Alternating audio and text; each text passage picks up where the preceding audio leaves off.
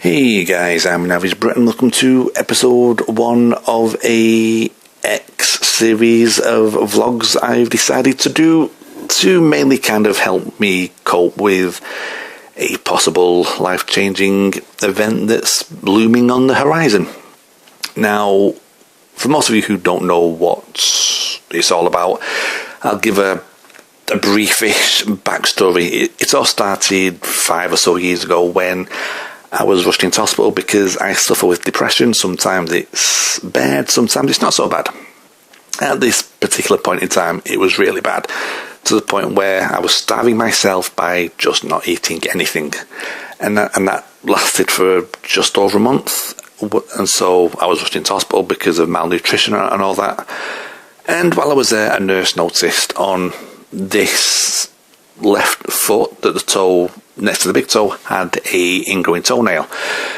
And so she said, while you're here, we can get that done, blah, blah, blah, blah, blah, blah. And so fast forward a good 12 to 14 months later, the toe never healed, got a seriously bad infection that spread through the foot, spread across the toes.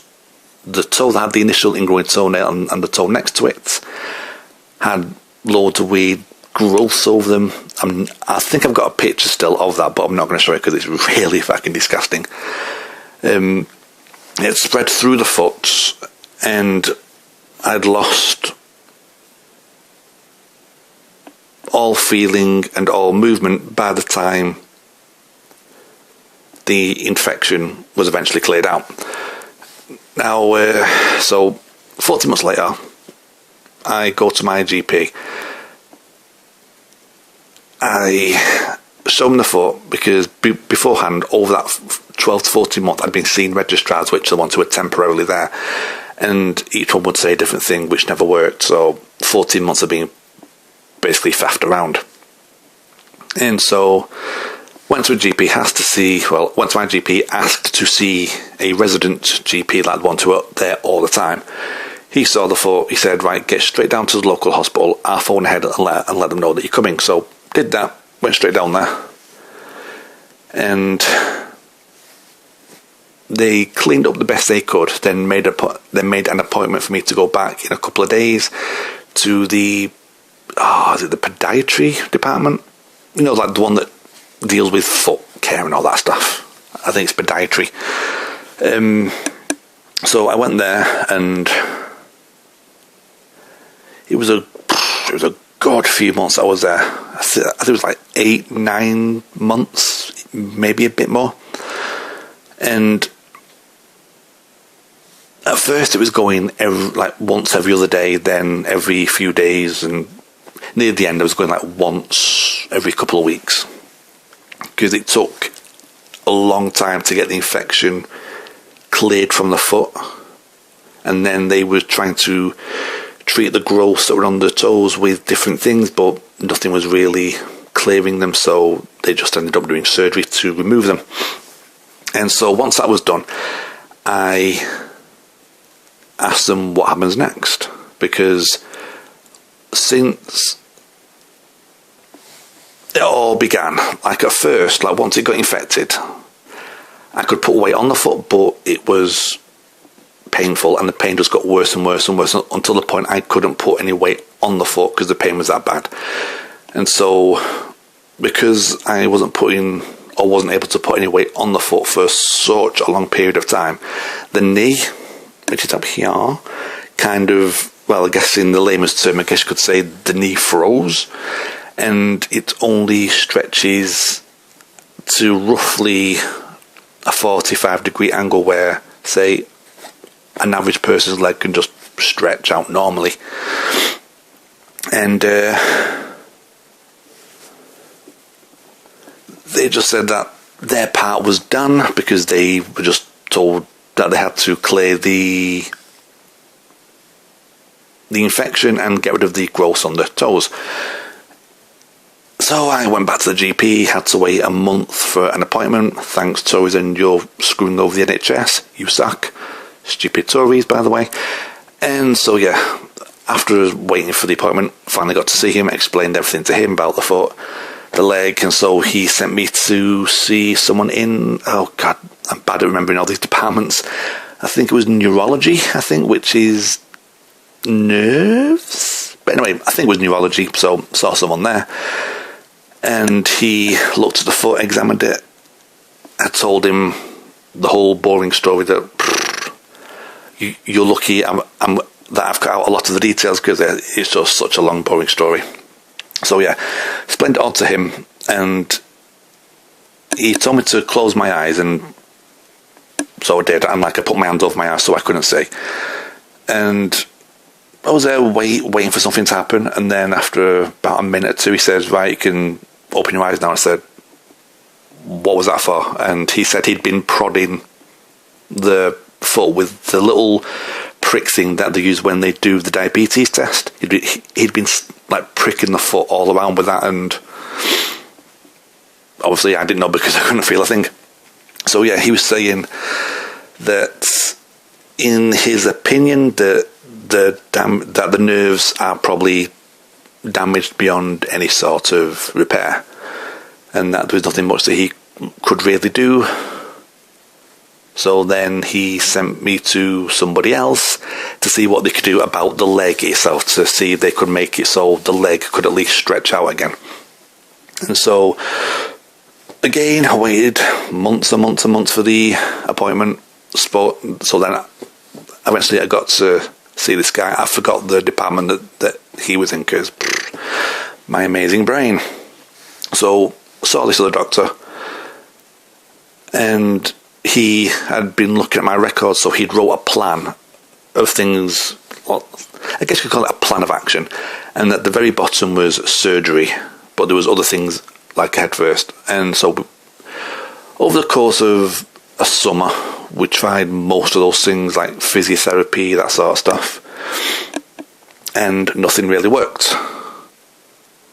So then the last option was surgery, which he said he didn't want to do because that was a super duper duper duper duper, my words not his, resort. And so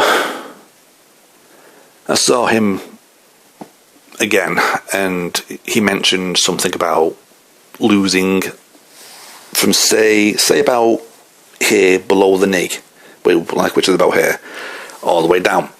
And I said, what? Because I didn't think it had got to that point where surgery to lose part of the leg had gotten to that point, and I didn't think it would have ever got to that point, really. And so he just said, right, take a couple of months, think about it, come back and see me, and then we can see what goes on from there. So I said, okay, I can think about it, that's the best thing. So thought about it. Stuff happened with the appointments where I didn't get to see him for roughly 15 months, and that 15 months was the end of January, beginning of February, I think it was, just gone, so about a month or two ago. And spoke to him. I got wheeled into his office, and he had a genuine smile on his face, and I was taken aback because normally people don't smile when they see me. It's like, oh god, it's him again. So I was taken aback by someone being genuinely happy to see me, because I've never had that before. And so we spoke for a bit, and then the topic came up about the leg. And so I said I thought about it, and weighing up the pros and cons, it's probably the best situation to remove the bottom part of the leg and have a prosthetic, so I can try and get mobile again, try and have some form of life again, because at the moment my life pretty much consists of being stuck in this room 24/7 with no one to talk to. That is pretty much, it's basically a prison cell without bars on the window. Because I don't have any real world friends to come and visit me. My family only speak to me when they want something. Which is one of the reasons why I started my YouTube channel, to help cope with the madness of being stuck in this room on my own. But yeah, so But then I said the more important thing why I came to this choice of losing the bottom part of the leg and having a prosthetic is so I don't feel like I'm being a burden to people, because I can just tell with my family that they resent the fact that I'm a burden. You know, if you ask them, like, if I need to go to the hospital or doctors, I need one of them with me, because I can walk a short distance, but then I start to get uneasy on my leg, and more often than not, I could fall. So I need someone with me in case I do fall, which has happened a few times. And so whenever I ask them, you can tell on their face that they just don't want to do it, but they do it anyway, because they feel they have to do it. Like, not that they want to, that they have to do it. So you can just see on their face that they're not happy with it. So if it meant being less of a burden, that's the choice I wanted. So he said, right, fair enough, I'll get in touch with a surgeon and his team, and I'll make an appointment for you to see him, and then you can talk things out with him and see what happens next. So I said, fair enough. And so about a week later from seeing him, I got an appointment to see the surgeon, and I saw him roughly 2 weeks ago, give or take a day or two. And I saw him, he was a bit full of himself. And so I again explained everything to him. And I mentioned what I said to the previous guy about losing the bottom part of the leg, having a prosthetic.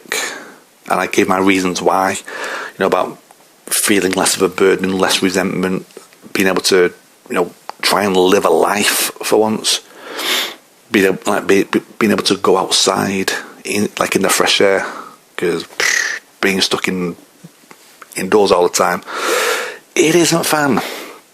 And so he said no, and so I took that as he meant no, you don't need to lose a leg or half the leg. But that's not what he meant. He meant no, you won't be losing half a leg. Odds are you'll be losing the whole leg, from tippy toe all the way up to where the leg meets the hip. And when he said that just blew me away, because I didn't know. I could cope losing half the leg with a prosthetic. That I think I could cope with. But losing the whole leg, I don't think I could cope with that. Because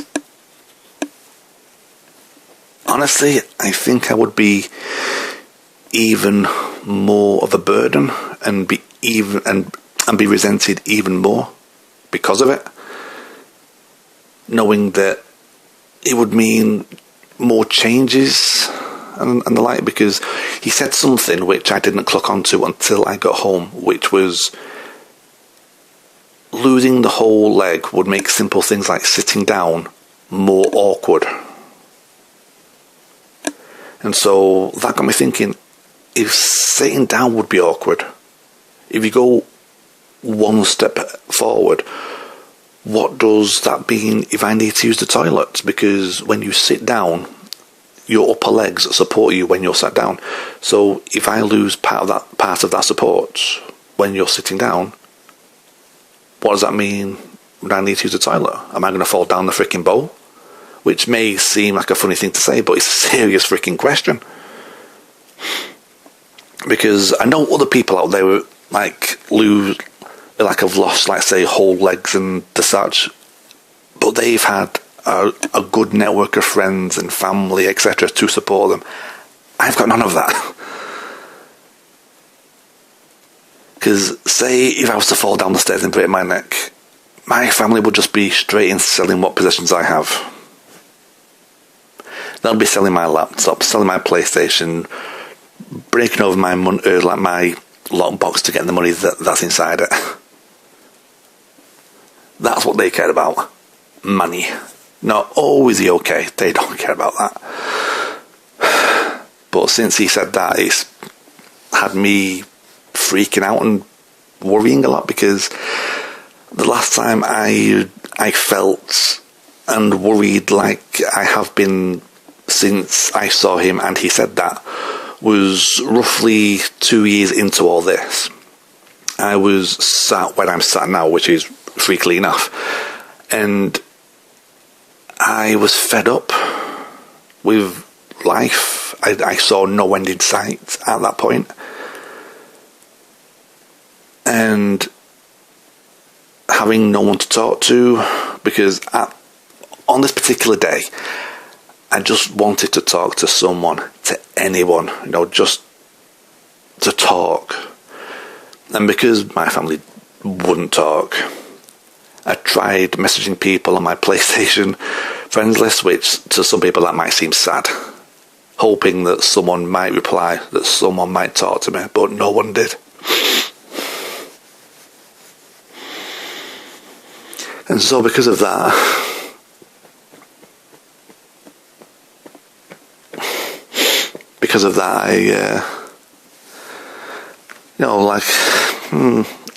it's hard to find the words.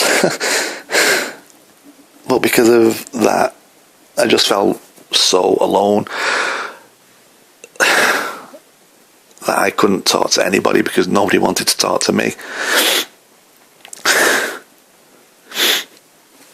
And so I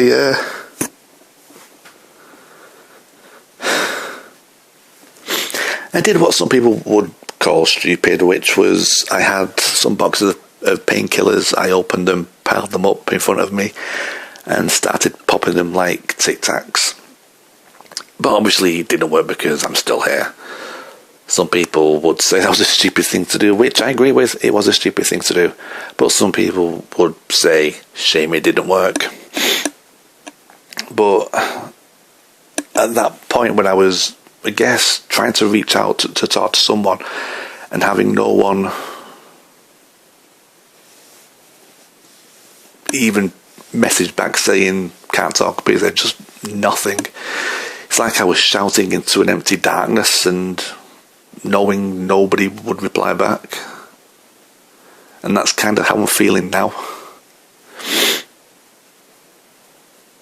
Which is one of the reasons why I thought I would do this series of videos to, if anything, talk to myself, because that might help. Because, in all honesty, I am scared. Because I don't know if I could go on if I was to lose the whole leg, knowing that I'm such a burden on people and that they resent me for it. But anyway, I've got another appointment to see the surgeon and some of his team on Friday, the 6th of April, which is only a couple of days away. I think 2-3 days away. And I'm already feeling really scared about going there. I'm just going to go there, put my point across that I would rather try losing half the leg first with a prosthetic rather than go to the extreme of taking the whole thing off, knowing that I couldn't cope losing the whole thing. I would rather try half and a prosthetic first, because from what he was saying, if you take the whole leg off, the complete whole thing off, then you can't have a prosthetic for that, because there's nothing for the prosthetic to attach to. So it is why I would rather try having half taken off than a prosthetic rather than the whole thing, because I know I will not be able to cope with that, knowing that I'm more of a burden even more resented. But yeah, I'm going to wrap this video up now because I'm getting all, So once I've been there on Friday, I'll do another update video just saying what was said, and if anything gets decided there and then, or if they want to have a think about it and let me know, who knows. So yeah, that will do for now. So I shall say thank you to anybody who stopped by to watch, and I shall see anyone who watches in the next video. So until then, bye bye for now.